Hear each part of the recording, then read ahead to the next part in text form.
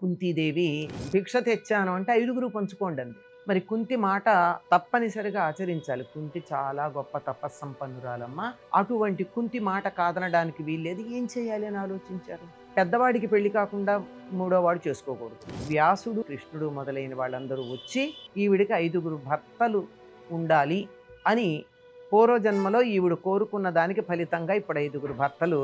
నాలాయని అనేటటువంటి పూర్వజన్మలో ఆవిడ చేసినటువంటి తపస్సు శివుడు ఆవిడకి ప్రత్యక్షమైతే నీకేం కావాలంటే భర్త భర్త భర్త భర్త అని 5 సార్లు అడిగిందట. ఇచ్చాను పో అన్నాడు. మరి ఐదుగురు భర్తలు, ఇది పాతివ్రత్యానికి భంగం కదా అనుకుంటే అప్పుడు ఇంద్రుడి యొక్క అంశతోనే ఐదుగురు ఆవిర్భవించారు వీళ్ళు. కనుక రూపాలు వేరే ఉన్నా వాళ్ళ అంశ ఒకటే అనే ఉద్దేశం. ఇదంతా చెప్పి ఇందులో దోషం లేదని అంతకుముందు జరిగినటువంటి కొన్ని ఇతివృత్తాలు చెప్పి ఇందులో తప్పు లేదు అని అన్నారు.